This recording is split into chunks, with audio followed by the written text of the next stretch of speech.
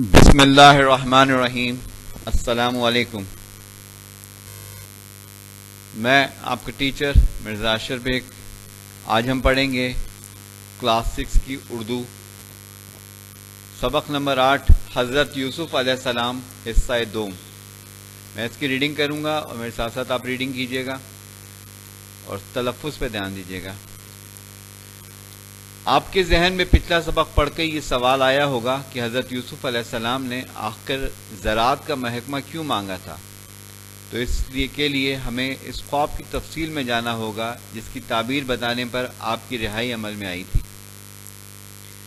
خواب میں مصر کے بادشاہ نے دیکھا تھا کہ 7 دبلی گائیں ہیں جو 7 موٹی گایوں کو نکل گئی ہیں، اور ساتھ ہی سرسبز گندم کی بالیں ہیں اور 7 خشک۔ بادشاہ کے عمرا نے تو کہا تھا کہ یوں ہی اوٹ پٹانگ خواب ہے جس کی کوئی تعبیر نہیں، لیکن حضرت یوسف علیہ السلام نے اللہ تعالیٰ کی عطا کی ہوئی صلاحیت سے کام لیتے ہوئے خواب کی یہ تعبیر بتائی کہ ملک میں پہلے 7 سال زبردست پیداوار ہوگی اور اگلے 7 سال تک قحط سالی ہوگی۔ ساتھ ہی یہ ترکیب بھی بتائی کہ پہلے 7 سالوں کی فصل کا غلہ بالوں میں ہی ذخیرہ کر کے رکھا جائے تاکہ طویل مدت تک وہ خراب نہ ہو۔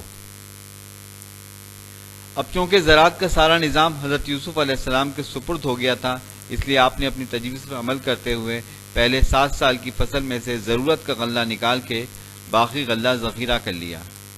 اگلے 7 سال جب قحط پڑا تو نہ صرف یہ کہ ملک میں غلے کی کمی نہیں ہوئی، بلکہ دور دور تک قحط زدہ شہروں کے لوگ قافلوں کی شکل میں مصر میں سے غلہ خریدنے آتے۔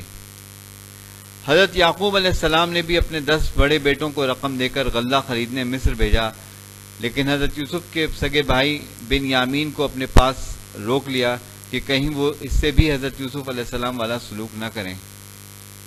یہ 10 بھائی غلہ لینے مصر پہنچے تو حضرت یوسف علیہ السلام نے انہیں پہچان لیا، لیکن وہ اتنا عرصہ گزر جانے کے سبب یوسف علیہ السلام کو پہچان نہیں سکے۔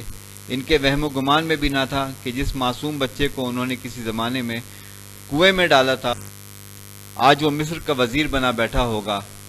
حضرت یوسف علیہ السلام نے ان سے احوال پوچھا اور کہا کہ اگلی مرتبہ کب آئیں تو سوتیلے بھائی کو بھی ساتھ لائیں ورنہ غلہ نہیں ملے گا۔ پھر اپنے ملازموں کو حکم دیا کہ ان کی ادا کی ہوئی رقم کی تھیلی ان کے غلے میں چھپا کر واپس کر دی جائے۔ اپنے وطن کنعان پہنچ کر بیٹوں نے حضرت یعقوب علیہ السلام سے سارا واقعہ بیان کیا۔ پھر جب رقم کی تھیلی غلے میں سے نکلی تو کیا دیکھتے ہیں وہ زیر کتنا سخی ہے کہ غلے کی قیمت بھی واپس کر دی۔ میں پیراگراف دوبارہ پڑھ رہا ہوں۔ اپنے وطن کنعان پہنچ کر بیٹوں نے حضرت یعقوب علیہ السلام سے سارا واقعہ بیان کیا۔ پھر جب رقم کی تھیلی غلے میں سے نکلی تو کہا دیکھیے وہ وزیر کتنا سخی ہے کہ غلے کی قیمت بھی واپس کر دی۔ اگر آئندہ ہمارے ساتھ یہ بھائی ہوگا تو اس کے حصے کا غلہ بھی ہمیں ملے گا۔ حضرت یعقوب علیہ السلام نے سن کر فرمایا مجھے تم سے اندیشہ ہے کہ تم بنیامین سے بھی یوسف جیسا معاملہ نہ کرو۔ پھر روانگی کے وقت ان سے عہد لیا کہ بنیامین کو ہر صورت میں اپنے ساتھ واپس لائیں گے، اور نصیحت فرمائی کہ سبھی ایک دروازے سے شہر میں داخل نہیں ہوں گے بلکہ الگ الگ دروازوں سے داخل ہوں۔ یہ سب بھائی اپنے والد کے بتائے ہوئے طریقے سے شہر میں داخل ہوئے۔ غلہ اونٹوں پر لادنے کے دوران حضرت یوسف علیہ السلام نے سگے بھائی بنیامین پر خود کو ظاہر کرتے ہوئے کہا میں تمہیں ایک بہانے سے اپنے پاس روک لوں گا۔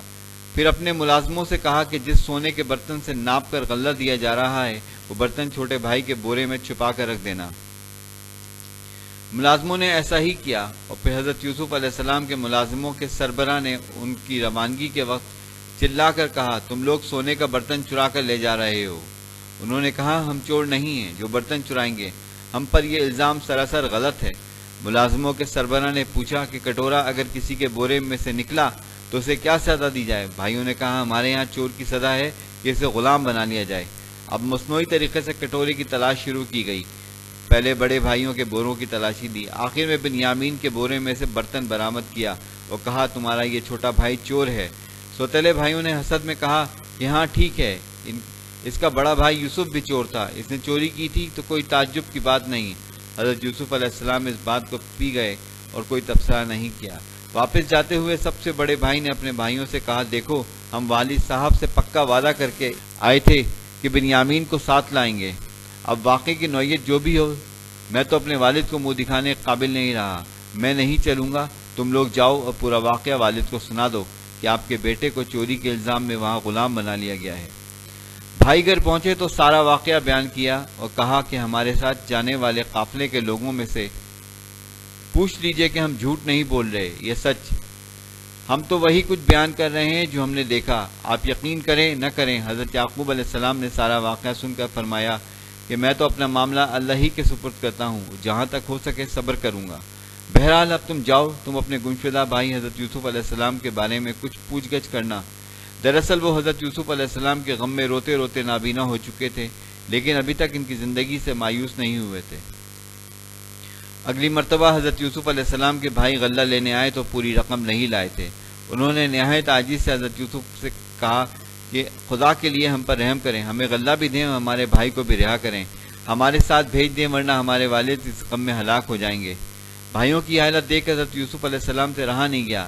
آپ نے ان سے پوچھا، اچھا تمہیں یہ بھی کچھ یاد ہے کہ تم نے اپنے بھائی یوسف علیہ السلام کے ساتھ کیا سلوک کیا تھا؟ اس سوال پر بھائیوں نے غور سے ان کو دیکھا، حیرت سے پوچھا، کہیں آپ یوسف ہی تو نہیں؟ حضرت یوسف علیہ السلام نے فرمایا، میں یوسف ہوں۔ بھائیوں نے گڑ گڑا کر ان سے معافی مانگی تو انہوں نے کہا، جاؤ آج تمہیں معاف کرتا ہوں، اب میری یہ قمیض لے جاؤ اور اسے والد صاحب کے چہرے پر ڈال دینا۔ ابھی یہ لوگ کنعان پہنچے بھی نہ تھے کہ حضرت یوسف یعقوب نے اپنے گھر والوں سے کہا، میری بات تمہیں پاگل پن لگ رہی ہے لیکن میں اللہ کی رحمت سے مایوس نہیں ہوں، مجھے اپنے یوسف کی خوشبو آ رہی ہے۔ گھر والوں نے کہا، آپ اپنی پرانی رٹ نہیں چھوڑیں گے۔ جب بیٹوں نے آ کر یوسف علیہ السلام کی قمیض اپنے والد کے چہرے پر ڈالی تو حضرت یعقوب کی نظر لوٹ آئی اور فرمایا، میں نہ کہتا تھا کہ یوسف کو تلاش کرو۔ بیٹوں نے کہا، ابا جان، یوسف نے یہ بھی کہا ہے کہ آپ سب لوگ کنعان سے مصر منتقل ہو جائیں۔ جب حضرت یوسف علیہ السلام کی خواہش کے مطابق ان کے بھائی والدین کو ساتھ لے کر مصر پہنچے تو حضرت یوسف علیہ السلام نے بڑے محبت اور احترام سے ان کا استقبال کیا۔ جب ان سب کو اپنے سامنے ادب سے سر جھکائے دیکھا تو کہا کہ ابا جان، آپ کو میرا خواب تو یاد ہوگا کہ چاند سورج اور 11 ستارے میرے آگے جھکے ہوئے ہیں۔ آج الحمدللہ اس خواب کی تعبیر میرے سامنے ہے۔ میں اللہ کا شکر ادا کرتا ہوں کہ شیطان کے ورغلانے کے نتیجے میں بھائیوں میں جو دوری پیدا ہوئی تھی وہ ختم ہو گئی اور اللہ نے ہمیں دیہات سے شہر میں منتقل ہونے کی توفیق بخشی۔ یہ سبق میں نے آپ کو پڑھ کے سنایا، اس کی ریڈنگ آپ کریں گے اور جو آپ کو ورک بھیجا گیا آپ کی ٹیچر کی طرف سے اس کو پھر کاپی پہ لا کر کے چیک کرائیں گے۔